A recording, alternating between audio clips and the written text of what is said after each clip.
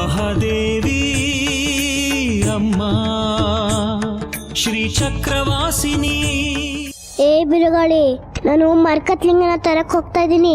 ನೀನೇನ್ ಮಾಡಿದ್ರು ನಾ ದಾರಿ ಬಿಡಲ್ಲ. ನೀನೇನೇ ಮಾಡಿದ್ರು ನಾನು ವಾಪಸ್ ಹೋಗಲ್ಲ. ದಾರಿ ಬಿಡು.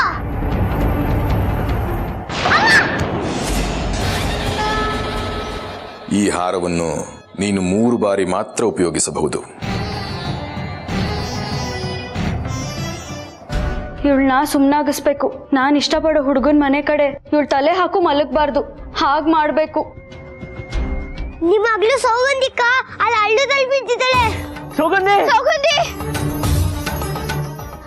ಹಿಡ್ಕೊಪುಟ್ಟ.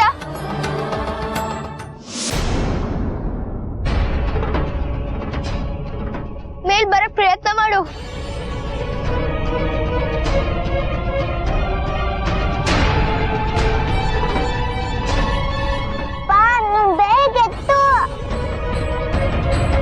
ಸೌಗಂಧಿನ ಮೇಲ್ತರಕ್ಕೆ ನೀವು ಇಷ್ಟೊಂದು ಕಷ್ಟಪಡೋದೇ ಬೇಡ.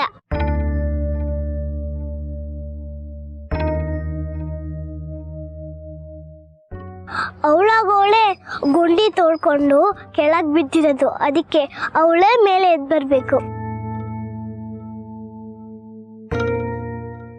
ತಾನ್ ಮಾಡಿ ತಪ್ಪು ಅಂತ ಅಮ್ಮನವ್ರನ್ನ ಬೇಡ್ಕೊಂಡ್ರೆ ಅವಳಾಗೋಳೆ ಮೇಲೆ ಎದ್ದು ಬರ್ತಾಳೆ.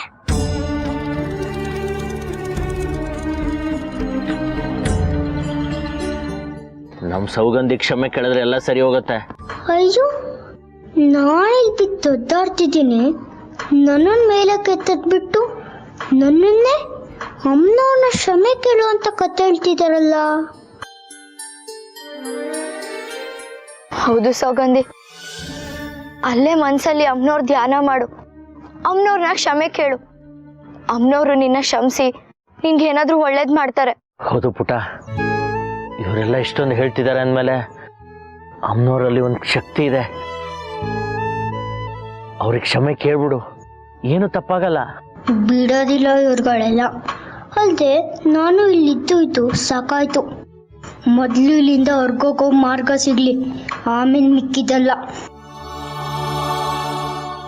ಆಯ್ತು, ಕೇಳ್ಕೊತೀನಿ ಅಮ್ಮನವ್ರನ್ನ.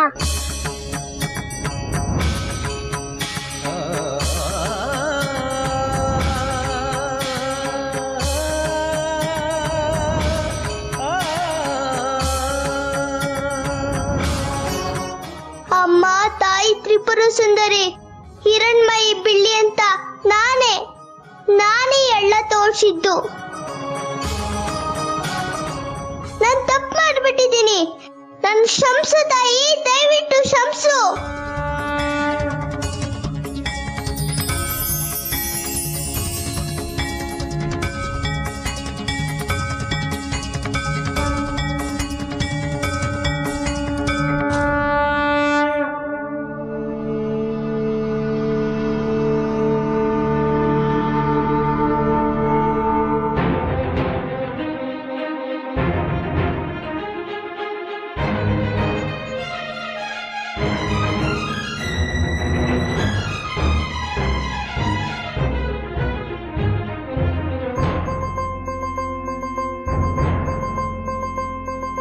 जन्म प्रभृति देवेशी जनोऽयं त्वदुप्राशितः अतोऽस्यं तव भक्तस्य निर्वत्रयमनोरथम्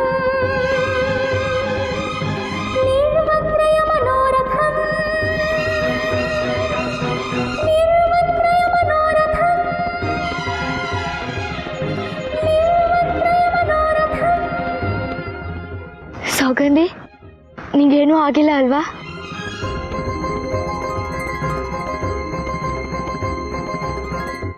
ತಪ್ಪಾಯ್ತು, ನನ್ನ ಕ್ಷಮಿಸು.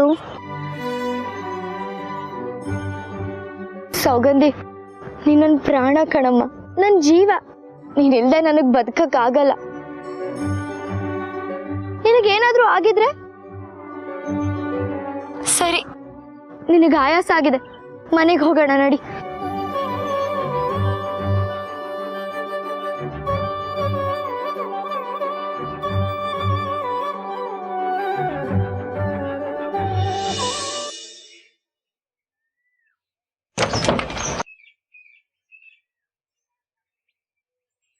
ಎಲ್ಲಿಗೆ ಅಮ್ಮನವ್ರೆ? ಮನೆಗೆ.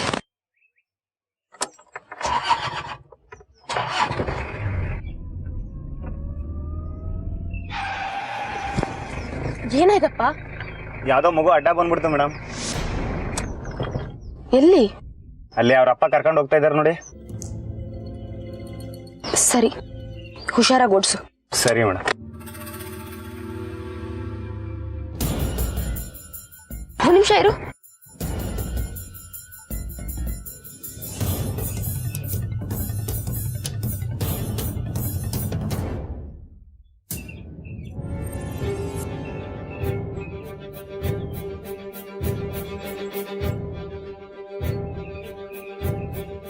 ನಡಿ ಹೋಗೋಣ.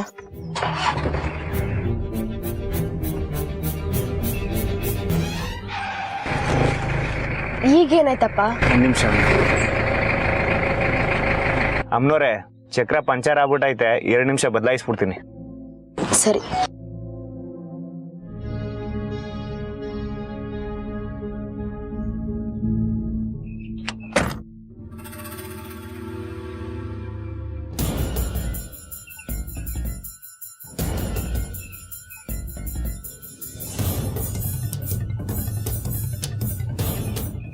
ನಾನು ಯಾರು ಅಂತ ತುಂಬಾ ಯೋಚಿಸಿ ತಲೆ ಕೆಡ್ಸ್ಕೊಂಬೇಡ.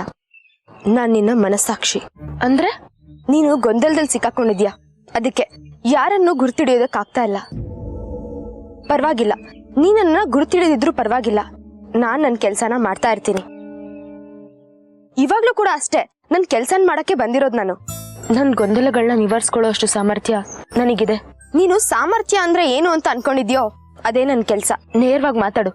ಸುತ್ತಿ ಬಳಸಿ ಮಾತಾಡೋದು ನನ್ ಜಾಯಮಾನಕ್ಕೆ ಒಗ್ಗಲ್ಲ. ನಾವಿಬ್ರು ಒಂದೇ, ಅದನ್ನ ಬಿಟ್ಟಾಕು. ಆ ಮಗು ಹಿರಣ್ಮಯ್ ಹೇಳಿರೋ ಮಾತು ಯಾಕೆ ನಿನಗ್ ಪದೇ ಪದೇ ಕಾಡ್ತಾ ಇದೆ? ನನ್ನ ಪ್ರಶ್ನೆಗೆ ನೀವು ಉತ್ತರ ಕೊಡೋದಿಕ್ಕೆ ನಿಮ್ ಪೊಲೀಸ್ ಕೆಲಸ ಅಡ್ಡ ಬರ್ತಿದೆ. ಇಲ್ಲ ಅಂದಿದ್ರೆ ನೀವು ಯಾವತ್ತೋ ಬಂದು ನಮ್ಮಪ್ಪನ ಮದ್ವೆ ಆಗ್ತೀರಂತ ಕೇಳ್ಕೊಂತಿದ್ರಿ ಅಲ್ವಾ? ಯಾವ ಮಾತು ಅಂತ ಕೇಳಿ ದೊಡ್ಡ ಪ್ರಶ್ನೆ ಕೇಳ್ಬೇಡ. ನಾನು ಏನ್ ಕೇಳ್ತಿದ್ದೀನಿ ಅಂತ ನಿನಗ್ ಚೆನ್ನಾಗೇ ಗೊತ್ತು. ಇಲ್ವಲ್ಲ, ನನಗ್ ಯಾವ ಮಾತು ಕಾಡ್ತಿಲ್ಲ. ನನ್ನ ಹತ್ರ ಸುಳ್ಳು ಹೇಳೋ ಅಗತ್ಯ ಇಲ್ಲ. ನಾನು ಸತ್ಯನಷ್ಟೇ ಹೇಳ್ತಿದ್ದೀನಿ.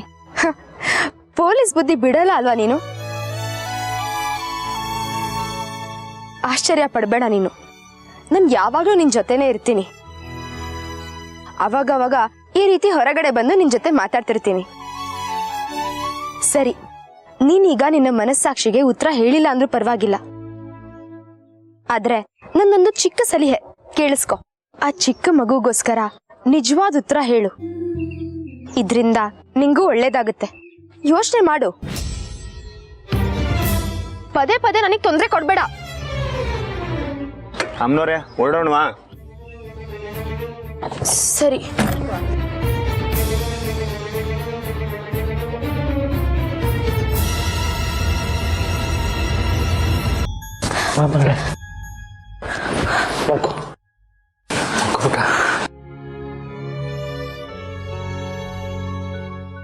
ಸೌಗಂಧಿ, ತುಂಬಾ ನೋವಾಗ್ತಿದ್ಯಾ ಕಂದ? ಈಗ ನಿಂಗೆ ಔಷಧಿ ಹಚ್ತೀನಿ.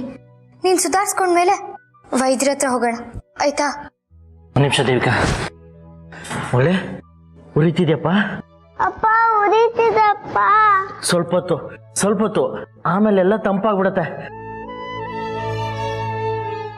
ದೇವಿಕಾ, ಇವ್ರಿಗೆ ಕುಡಿಯೋದಕ್ಕೆ ಹಾಲ್ಗೆ ಅರಿಶಿನ ಹಾಕೊಂಬಮ್ಮ. ಅಪ್ಪ ಉರಿತಿದಪ್ಪ. ದೇವಿಕಾ, ಎಲ್ಲಿದೆ ಗಮನ? ನಾನು ಹೇಳಿದ್ ಕೇಳಿಸ್ತಾ? ಸೌಗಂಧಿ ಹಳ್ಳಿಗೆ ಬಿದ್ದಾಗ ನೀವ್ ಆತಂಕ ಪಟ್ಟಿದ್ದು, ಅಲ್ಲಿ ಟೀಚರಿಗೆ ತರಾಟೆ ತಗೊಂಡಿದ್ದು, ಅವಳ ಹಳ್ಳಿಂದ ತೆಗಿಯಕ್ಕೆ ಕಷ್ಟಪಟ್ಟಿದ್ದು, ಈಗ ಈ ಆರೈಕೆ ಎಲ್ಲ ಮಾಡ್ತಿರೋದು ನೋಡಿದ್ರೆ ನೀವೇ ಇವಳಪ್ಪ ಅಂತ ನನ್ನ ಹೃದಯ ಹೇಳ್ತಿದೆ. ಮಕ್ಕಳು ಕಷ್ಟದಲ್ಲಿದ್ದಾಗ ಹೆತ್ತೋರ್ಗಾಗೋ ಕಷ್ಟ, ನೋವು, ಸಂಕಟ ಎಲ್ಲ ನಿಮ್ಮ ಕಣ್ಣಲ್ಲಿ, ಮಾತಲ್ಲಿ, ನಿಮ್ಮ ಕ್ರಿಯೆಯಲ್ಲಿ ನೋಡಿ ನನಗೆ ನೀವೇ ನನ್ನ ಚಂದ್ರಧರ ಅಂತ ಅನ್ನಿಸ್ತಿದೆ.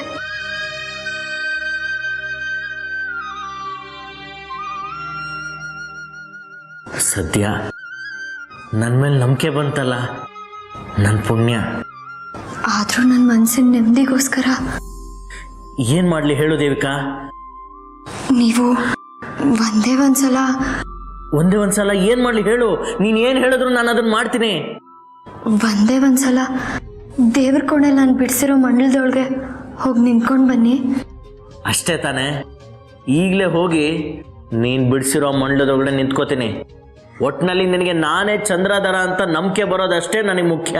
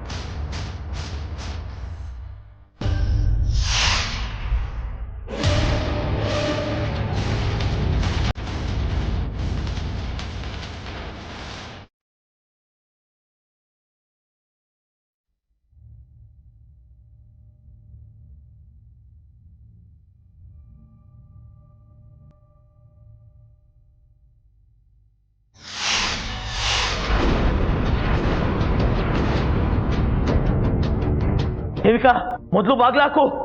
ನಾನು ಹೇಳೋ ತನಕ ತೆಗಿಬೇಡ. ಮೊದಲು ಬಾಗ್ಲಾಕು.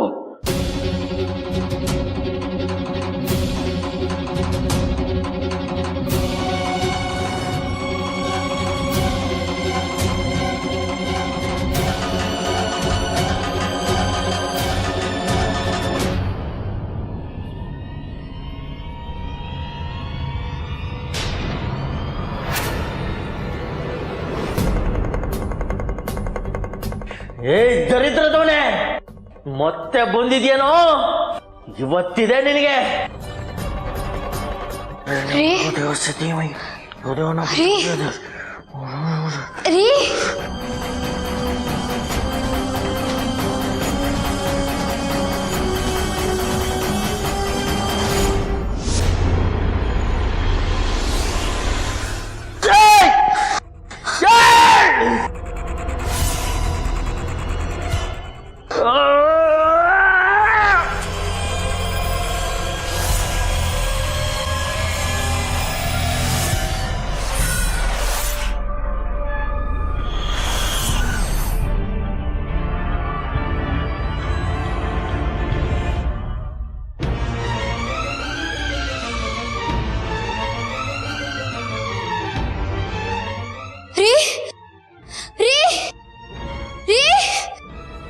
ಎದ್ದೇಳ್ರಿ.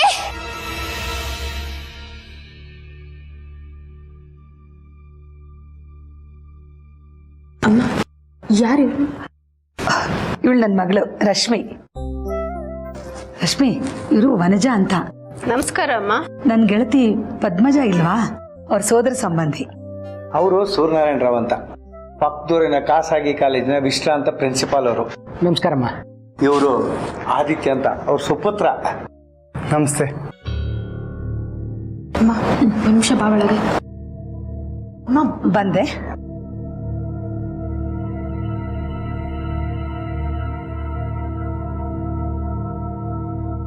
ತಾವು ಬರೋದು ಅವಳಿಗೆ ಗೊತ್ತಿರ್ಲಿಲ್ಲ, ಹಾಗಾಗಿ ಗಾಬರಿ ಆಗಿ ಅಮ್ಮನ ವಿಚಾರಿಸೋಕೆ ಕರ್ಕೊಂಡೋಗಿದ್ದಾಳೆ. ಪರವಾಗಿಲ್ಲ ಬಿಡಿ. ಏನಮ್ಮ ನಡೀತಿದೆ ಹೊರಗಡೆ? ಇಬ್ರು ಸೇರ್ಕೊಂಡು ಏನೋ ಕಳ್ಳಾಟ ನಡೆಸ್ತಿದ್ದೀರಾ? ಕಳ್ಳಾಟನೂ ಇಲ್ಲ, ಡೊಂಬರಾಟನೂ ಇಲ್ಲ. ನಿನ್ನ ಅದೃಷ್ಟ ತುಂಬಾ ಚೆನ್ನಾಗಿದೆ ಕಣೆ. ಅವರು ಮದ್ವೆ ನಿಶ್ಚಯ ಮಾಡ್ಕೊಂಡು ಹೋಗಕ್ ಬಂದಿದ್ದಾರೆ. ಏನೋ ನನ್ ಮದ್ವೆನಾ? ಇನ್ಯಾರ್ಗೆ? ಪ್ರಶ್ನೆ ಕೇಳಿದ್ ಸಾಕು. ಬೇಗ ರೇಷ್ಮೆ ಸೀರೆ ಉಟ್ಕೊಂಡು ಚೆನ್ನಾಗಿ ಅಲಂಕಾರ ಮಾಡ್ಕೊಂಡು ಹೊರಗಡೆ ಬಾ, ಅವರೆಲ್ಲ ಕಾಯ್ತಾ ಇದ್ದಾರೆ. ಏನಮ್ಮ ಇದು, ಇದ್ದಕ್ಕಿದ್ದಂತೆ ಮದ್ವೆ ಅಂತೆಲ್ಲ ಹೇಳಿದ್ರೆ ಹೇಗೆ ಹೇಳು? ಕಂಕಣ ಬಲ ಕೂಡ್ ಬಂದಾಗ್ಲೇ ಮದುವೆ ಆಗತ್ತೆ ಕಣೆ. ಬೇರೆ ಹೆಣ್ಮಕ್ಳಿಗೆ ವರ್ಷಗಟ್ಲೆ ಗಂಡು ಹುಡುಕಿದ್ರು ಕಂಕಣ ಬಲ ಕೂಡ್ ಬಂದಿಲ್ಲ ಅಂತ ಒದ್ದಾಡ್ತಿರ್ತಾರೆ. ಅಂಥದ್ರಲ್ಲಿ ನಮ್ಗೆ ಅವ್ಯಾವ ಕಷ್ಟನೂ ಆಗಿಲ್ಲ, ಅದೃಷ್ಟ ತಾನಾಗಿ ಬಲಕ್ ಬಂದಿದೆ. ಏನಮ್ಮ ಹೇಳ್ತಿದ್ಯಾ? ಹೌದು ಕಣೆ, ಆ ಹುಡುಗ ಅವ್ರ ಮನೆಯವರು ನಿನ್ನನ್ನು ಮೊದಲೇ ನೋಡಿದಾರಂತೆ, ಇಷ್ಟಪಟ್ಟಿದ್ದಾರೆ. ಬಂದೆ, ಒಂದು ನಿಮಿಷ ಬರ್ತೀನಿ. ಅವರಾಗೆ ಸಂಬಂಧ ಬೆಳೆಸ್ಕೊಳ್ಳೋದಕ್ಕೆ ಕಳ್ಕೊಂಡು ಬಂದಿದ್ದಾರೆ. ಏನ್ ಚರ್ಚೆ ಮಾಡ್ತಾ ಇದ್ರೆ ಅಲ್ಲಿ? ಅವರು ಕಾಯ್ಕೊಂಡಿದ್ರೆ ತಾಂಬೂಲ ಬದಲಾಯಿಸಕ್ಕೆ ಹೊತ್ತಾಗುತ್ತೆ. ಏಪ ಬನ್ನಿ. ಅಂದ್ರೆ ನಿಮಗೆ ಸಂಬಂಧ ಒಪ್ಕೆನಾ? ಹೌದು ಕಣಮ್ಮ, ಒಬ್ಬನೇ ಮಗ, ಊರಲ್ಲಿ ಸಾಕಷ್ಟು ಆಸ್ತಿ ಪಾಸ್ತಿ ಇದೆ, ಮತ್ತೆ ಮೇಲಾಗಿ ವಿದ್ಯಾವಂತ ಇಂಜಿನಿಯರು. ಸಿಟಿನಲ್ಲಿ 3 ಬೆಡ್ರೂಮ್ ಇರೋ ದೊಡ್ಡ ಮನೆ ಕಟ್ಕೊಂಡಿದ್ದಾನೆ ಅಪಾರ್ಟ್ಮೆಂಟಲ್ಲಿ. ಇನ್ನೇನು ಬೇಕಮ್ಮ? ಅದು ಅಲ್ಲದೆ ಅವನು ಯಾವುದೇ ಕೆಟ್ಟ ಅಭ್ಯಾಸಗಳಿಲ್ಲ. ಅದಕ್ಕಿಂತ ಇನ್ನೇನಮ್ಮ ಬೇಕು? ನಾನು ನನ್ನ ಗೆಳತಿ ಪದ್ಮಜಾನ ವಿಚಾರಿಸ್ದೆ ಇವ್ರ ಮನೆತನದ ಬಗ್ಗೆ. ಅವಳು ಹೇಳಿದ್ಲು, ಹುಡುಗ ಅಪರಂಜಿ ಅಂಥವನು ನಮ್ಮ ರಶ್ಮಿಗೆ ಹೇಳಿ ಮಾಡಿಸಿದಂಥ ಜೋಡಿ ಮದುವೆ ಮಾಡಿಸ್ಕೊಳಕ್ಕೆ ಒಪ್ಕೋ ಅಂತ. ನೋಡಿ, ನನಗೆ ಮದುವೆ ಇಷ್ಟ ಇಲ್ಲ. ಏನು ಹೇಳ್ತಿದೀಯ? ಬಾಗಿಲು ಬಂದಿರೋ ಅದೃಷ್ಟನ ಒದಿಬೇಡ್ವೆ. ನೋಡಮ್ಮ, ನಾನು ಅವ್ರ ಹತ್ರ ಹೋಗಿ ಮಾತಾಡ್ತಾ ಇರ್ತೀನಿ, ನೀವು ಬೇಗ ಬಂದ್ಬಿಡಿ. ಅಪ್ಪ ಅಮ್ಮ, ನನಗೆ ಮದುವೆ ಇಷ್ಟ ಇಲ್ಲ. ಏನು ಹೇಳ್ತಿದೀಯ? ಮನೆ ಹೊಸ್ತಿಲ್ವರೆಗೂ ಬಂದಿರೋ ಅದೃಷ್ಟನ ಬೇಡ ಅನ್ಬೇಡ್ವೆ. ನನಗೆ ಮನೆ ಹೊಸಲವರೆಗೂ ಬಂದಿರೋ ಅದೃಷ್ಟನೂ ಬೇಡ, ಏನೂ ಬೇಡ. ಅಂದಾಗೆ ಯಾರನ್ನ ಕೇಳಿ ಈ ಮದುವೆ ನಿಶ್ಚಯ ಮಾಡಿದ್ರಿ ನೀವು? ರಶ್ಮಿ, ನಾನು ನಿಮ್ಮಪ್ಪ, ಅವಳು ನಿಮ್ಮಮ್ಮ ಕಡಮ್ಮ. ನಮ್ಮ ಮಗಳ ಮದುವೆ ಮಾಡಿಸೋದಕ್ಕೆ ಬೇರೆ ಯಾರನ್ನ ಯಾಕೆ ಹೋಗಿ ಕೇಳಬೇಕು? ಬೀದಿಲಿ ಹೋಗೋ ದಾಸೆಯನ್ನ ಹತ್ರ ಕೇಳು ಅಂತ ಹೇಳ್ತಾ ಇಲ್ಲ, ನನ್ನ ಮದುವೆ ವಿಚಾರನ ನನ್ನ ಹತ್ರ ಕೇಳು ಅಂತ ಹೇಳ್ತಿರೋದು. ನೀನು ಒಳ್ಳೇದನ್ನೇ ಆಯ್ಕೆ ಮಾಡ್ತೀವಿ ಕಣೆ, ಒಳ್ಳೇದನ್ನೇ ಬಯಸ್ತೀವಿ. ನೀವು ಹೀಗೆ ಮಾತಾಡ್ತಾ ಇದ್ರೆ ಮುಹೂರ್ತ ಮೀರೋಗುತ್ತೆ. ಅದಕ್ಕೆ ಮುಂಚೆ ತಾಂಬೂಲ ಬದಲಾಯಿಸ್ಕೊಂಡು ಬನ್ನಿ ಬನ್ನಿ ಬನ್ನಿ. ನಾನು ಬರ್ತೀನಿ, ಆದ್ರೆ ತಾಂಬೂಲ ಬದಲಾಯಿಸೋದಕ್ಕಲ್ಲ. ನನಗೆ ಈ ಮದುವೆ ಇಷ್ಟ ಇಲ್ಲ, ಎದ್ದೋಗಿ ಅಂತ ಹೇಳೋದಕ್ಕೆ. ರಶ್ಮಿ, ನೋಡಿ, ದಯವಿಟ್ಟು ನನ್ನ ಮತ್ತೆ ನನ್ನ ತಂದೆ ತಾಯಿನ ಕ್ಷಮಿಸಿ.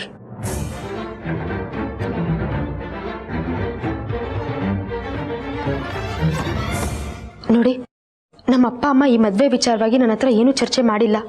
ನನಗೆ ಗೊತ್ತಿಲ್ಲದೆ ಈ ಏರ್ಪಾಡುಗಳನ್ನೆಲ್ಲ ಮಾಡಿಬಿಟ್ಟಿದ್ದಾರೆ.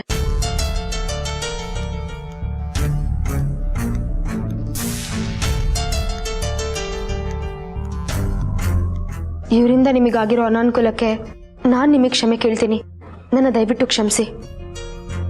ಆದರೆ ನಂದೊಂದು ಮನವಿ, ಇವಾಗ ಇಲ್ಲಿ ನಡೆದಿರೋದನ್ನ ಅವಮಾನ ಅಂತ ದಯವಿಟ್ಟು ಭಾವಿಸ್ಬೇಡಿ. ಮದುವೆ ಅಂದ್ರೆ 2 ಮನಸ್ಸುಗಳು, 2 ಕುಟುಂಬಗಳ ನಡುವೆ ನಡೆಯೋ ಬೆಸುಗೆ. ನನಗೆ ಈ ಮದುವೆ ಇಷ್ಟ ಇಲ್ಲ, ಆದ್ರೆ ನಿಮ್ಮ ಮಗಂಗೆ ನನಗಿಂತ ಒಳ್ಳೆ ಹುಡುಗಿ ಸಿಗ್ತಾಳೆ. ನಿಮಗೆ ಅಪರಂಜಿ ಅಂತ ಸೊಸೆ ಸಿಗ್ಲಿ ಅಂತ ನಾನು ಬೇಡ್ಕೋತೀನಿ. ಆದಿತ್ಯ, ನಿಮಗೆ ಒಳ್ಳೇದಾಗ್ಲಿ. ಹೋಗ್ಲಿ ಬಿಡಿ, ನಾವು ಬಯಸೋದೇ ಒಂದು, ಆ ಪರಮಾತ್ಮ ದಯಪಾಲಿಸೋದೇ ಒಂದು. ಏನು ಮಾಡೋಕ್ಕಾಗುತ್ತೆ? ಋಣಾನ್ ಬಂದ ಇಲ್ಲ ಅಷ್ಟೇ. ಬನ್ನಿ.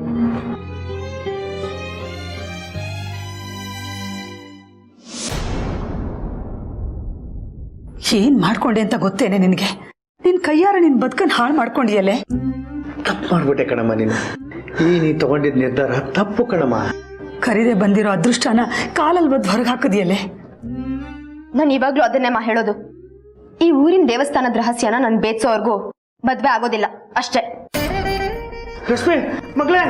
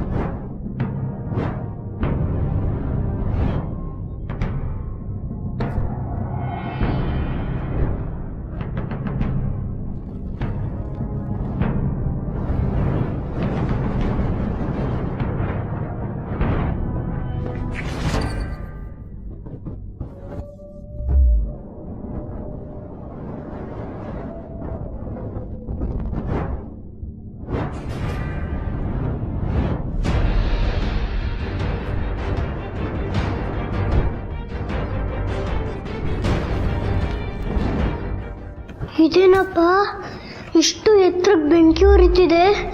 ಇದನ್ನ ನಾನು ಹೇಗೆ ದಾಟೋದು? ಒಂದ್ರ ಮೇಲೆ ಒಂದು ಅಪಾಯ ಬರ್ತಾನೆ ಇದೆಯಲ್ಲ. ನಾನು ಹೇಗೆ ಮರ್ಕತ್ಲಿಂಗನ ಪಡೆಯೋದು?